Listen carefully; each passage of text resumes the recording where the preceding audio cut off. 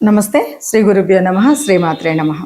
June మాసం మొదటి పక్షం 2026లో మొదటి పక్షం ఫలితాలు ఎలా ఉన్నాయంటే, ఆ ఫలితాలు చెప్పుకునే ముందు అంటే గోచార ఫలితాలు చెప్పుకునే ముందు తప్పనిసరిగా మనం చెప్పుకోవాల్సింది గ్రహస్థితి. గ్రహాలను బట్టే, గ్రహాల యొక్క దృష్టిని బట్టి, స్థితిని బట్టి, యుతిని బట్టి మనం ఈ ఫలితాలు చెప్పుకుంటూ ఉంటాం. కాబట్టి మరి జూన్ మాసంలో మొదటి పక్షానికి గ్రహ స్థితి ఎలా ఉంది అని కనుక మనం చూస్తే, మనం ముఖ్యంగా మేషరాశిలో కుజుడు ఉంటాడు, అలాగే మిథునంలో రవి ఉంటాడు, తర్వాత బుధుడు శుక్రుడు మిథునంలో ఉంటాడు, గురువు వచ్చి కర్కాటకంలో, ఇక శని మీనరాశిలో, రాహువు వచ్చి కుంభంలో, కేతువు వచ్చి మనకి సింహరాశిలో ఉంటాడు.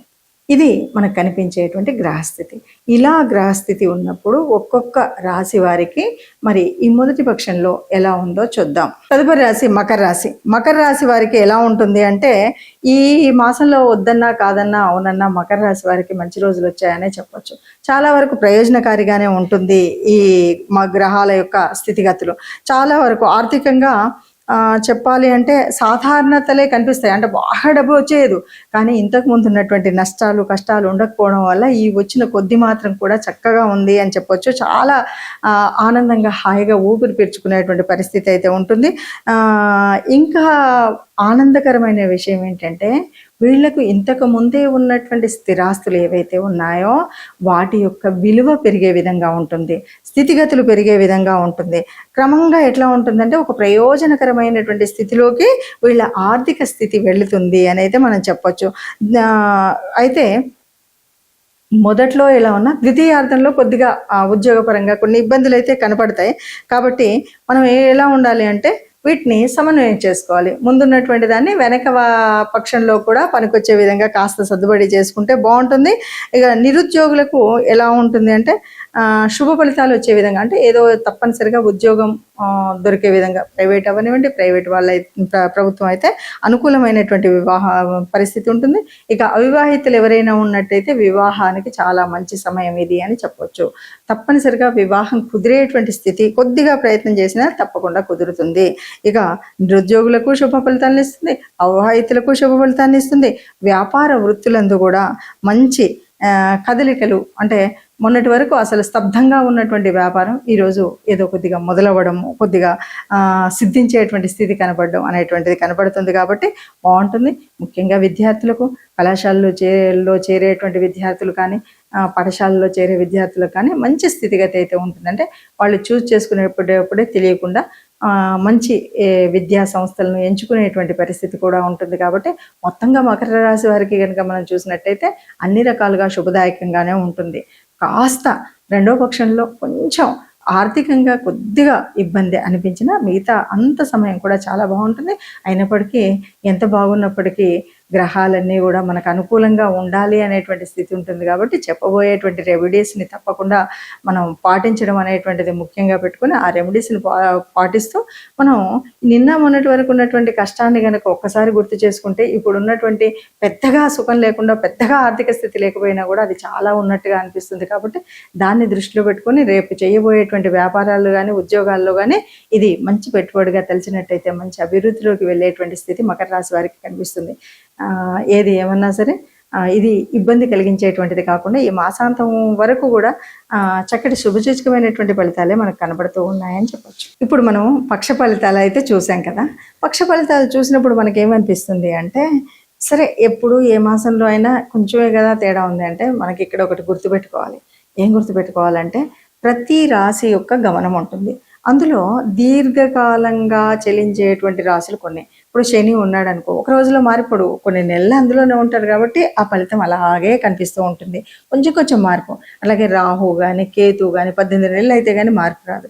అలాగే గురువు ఉన్నాడంటే సంవత్సర కాలం అందులోనే ఉంటాడు. ఇలా ఒక్కొక్క రాశికి ఒక ఉంటుంది. కేవలం నెలలో రవి, బుధుడు, శుక్రుడు, లేదా 45 రోజులకు మారేటువంటి కుజుడు, వీళ్ళు ఈ కొంచెం మార్పు వల్లనే మనకు ఉండేటువంటి మార్పు కనబడుతుంది. మరి మొదటి పక్షానికి రెండవ పక్షానికి తేడా ఏంటి అంటే, మనం అవునన్నా కాదన్నా రవి మొదటి పక్షంలో ఒక చోట అంటే 15 రోజులకోసారి నెలకు మారుతున్న 15వ తారీఖు మార్పు జరుగుతుంది కాబట్టి మొదటి 15 రోజులు ఒకవైపు ఒకలాగా, రెండవ 15 రోజులు ఒకలాగా కనిపిస్తుంది. ఆ రవి మారినటువంటి వల్ల రవి యొక్క ఏదైతే రవి ఇచ్చేటువంటి కారకత్వాల వల్ల మనకి మార్పు అనేటువంటిది ఆ చిన్న మార్పు కానీ పెద్ద మార్పు కానీ కనబడుతూ ఉంటుందన్నమాట. రవి ఉన్న స్థానాన్ని బట్టి, రవి చెందేటువంటి మార్పులు బట్టి, అలాగే బుధుడు చెందేసేటువంటి వాటిలో ఈ ఆలోచన శక్తి ఎలా ఉంటుంది ఏంటి అని మనం చెప్తాం. ఇలా చూస్తూనే మనం చెప్పుకునేటువంటిదే ఈ గ్రహస్థితి. మరి ఇలా చెప్పుకున్నప్పుడు మరి అలా చెప్పినా కూడా మీరు అన్నట్టుగా కొన్ని చోట్ల బాగా అనిపించింది, కొన్ని చోట్ల నాకు ఎగ్జాక్ట్గా అనిపించలేదు అంటాం. ఇవన్నీ కూడా మనం ఎందుకంటే ఈ బుధుడు ఇక్కడ ఉన్నాడు కాబట్టి యోజన శక్తి తక్కువ ఉంది, ఆలోచన విధానం తక్కువ ఉంది. ఈ బుధుడు ఇక్కడ ఉన్నాడు కాబట్టి ఈసారి మనకు మంచిగా అవుతుంది. గురువు ఉచ్చస్థానంలో ఉన్నాడు కానీ మీకు అనుకూలమైన స్థితి లేదు కాబట్టి ఆయన ఆలోచించే విధానం లేదు. గురువు ఉచ్చంలో ఉన్నాడు, మీకు అనుకూలమైన గ్రహం కాబట్టి మంచి మేధాశక్తి, మంచి ఆలోచన విధానం ఉంటుంది అని చెప్తాం. అంటే దీన్ని చెప్పేటప్పుడు అలా చెప్పడం వల్ల ఓహో నాకు ఇప్పుడు గురుగ్రహం సరిగ్గా అనుకూలంగా లేదు కాబట్టి నేను యోచించేటప్పుడు, ఎవరితో అయినా మాట్లాడేటప్పుడు, పెద్దలతో ఉండేటప్పుడు నేను ఇలాంటి నిర్ణయాలు తీసుకోవాలని ముందు జాగ్రత్త చర్యగా మనం చేయాల్సిన పనుల గురించి చెప్పేటువంటిది. దానివల్ల ఏవైతే నష్టాలు జరగవలసి ఉన్నవో ఆ నష్టాలు రాకుండా చూసుకోవడం కోసమే మనం ఈ పక్షఫలాలైనా మాసఫలాలైనా చెప్పుకుంటూ ఉంటాం. అది కూడా కాదు లేదు అంటే మనం తప్పనిసరిగా మన జన్మజాతకం, మన జన్మకుండల్లో ఉన్నటువంటి గ్రహస్థితులను ముఖ్యంగా చూసుకుని వాటి ప్రకారంగా మనం ఎక్కడెక్కడ ఏమి ఇబ్బందులు ఉన్నాయో ఒకసారి మీకు నచ్చినా మెచ్చినా లేదైనా మీకు తెలిసినటువంటి మరి జ్యోతిష్యుల దగ్గర చూయించుకొని అలా చేసుకున్నప్పుడు దాని యొక్క ఫలితం శుభంగా ఉంటుంది.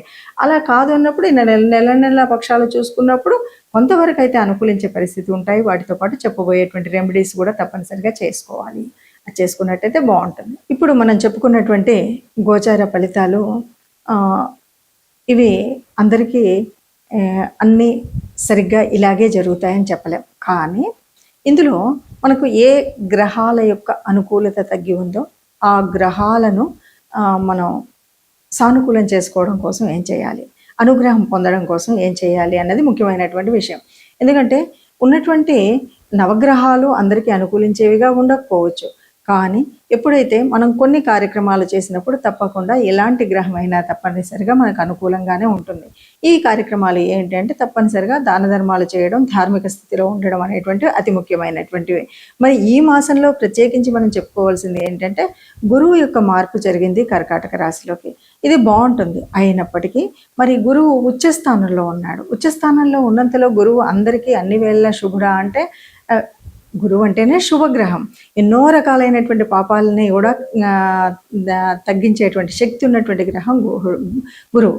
అయినప్పటికీ కొన్నిసార్లు కొంతమందికి అది అనుకూలించదు. అంటే అనుకూలించినప్పుడు ఏం చేయాలి అంటే చెడైతే చేయదు, కానీ మనం గ్రహం యొక్క ప్రార్థన చేయడం కానీ గురువు యొక్క అనుగ్రహం పొందడానికి ఏమేం చేయాలి. ముఖ్యంగా ఈ మాసంలో చెప్పుకోదగినటువంటిది ఏంటి అంటే ఈ గురు మార్పు నుండి మనం పొందాల్సినటువంటి లాభం ఎలా అంటే మన యొక్క గురువులు, ఆచార్యులు లేదా గురువు స్థితిలో ఉన్నటువంటి వారు, గురు తుల్యులైనటువంటి వారు, తల్లిదండ్రుల స్థానంలో ఉన్నటువంటి వాళ్ళు, తల్లిదండ్రులు వీళ్ళందరికీ కూడా ఎప్పుడు మనం కావలసినటువంటి సహాయం చేయడం, లేకపోతే వాళ్ళని అమర్యాద పాలు చేయకుండా ఉండడం, లేకపోతే వాళ్ళకి గౌరవాన్ని ఇవ్వడం, ఇలాంటివన్నీ కూడా చాలా ముఖ్యమైనటువంటివి.